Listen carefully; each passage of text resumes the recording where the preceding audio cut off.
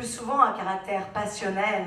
L'amour est une inclinaison envers quelqu'un fondée sur l'instinct sexuel et pouvant entraîner séquelles et chagrins. Un jour, l'amour, chimie mystérieuse entre deux individus, est venu nous rendre sourds et nous faire perdre la vue.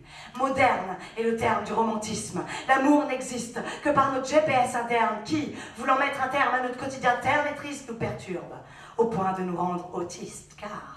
d'un point de vue purement neurologique, c'est que des hormones qui foutent la merde.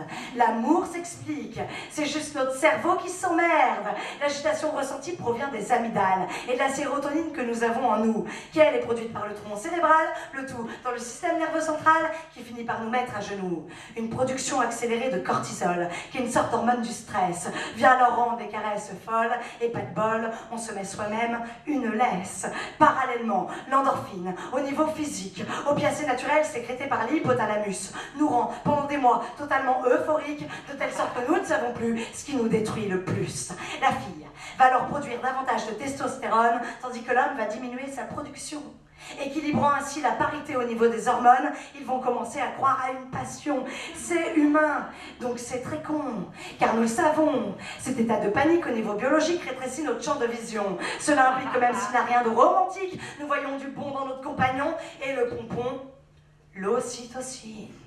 Agissant grâce aux orgasmes, point culminant d'un plaisir has-been, favorisant attachement et fantasme. Alors là, scotchés dans leur ressemblance et leur dépendance de nul, des signaux d'envie, de descendance apparaissent. Quelle chance!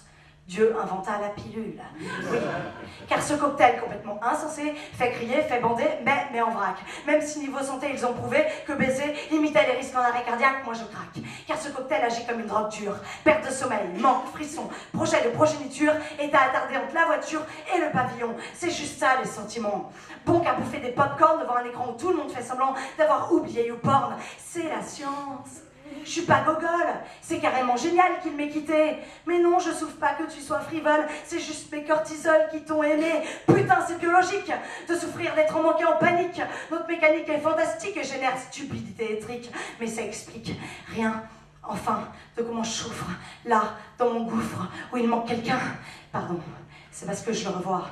Ses mains sur moi, mon cœur qui craque, son lit en vrac, son corps de soie. Des soies encore, son corps qui me plaque et dans ses draps. Ses bras sur moi qui me détraquent, me laissent pas traque. Si je ne l'aime pas, l'hormone m'arnaque, sa bise qui claque, moi je larmoie des tas de flaques. Arrêt cardiaque, chimie, thyroïde dans le bide. Payez-moi un petit whisky qui comblera mon vide. Hypothalamus anus, anarchie cérébrale. Parle pas de futur fœtus. Je suce pour que dalle. Chimie, testostérone de conne. Quand t'es parti, t'as tout pris, à part mes hormones.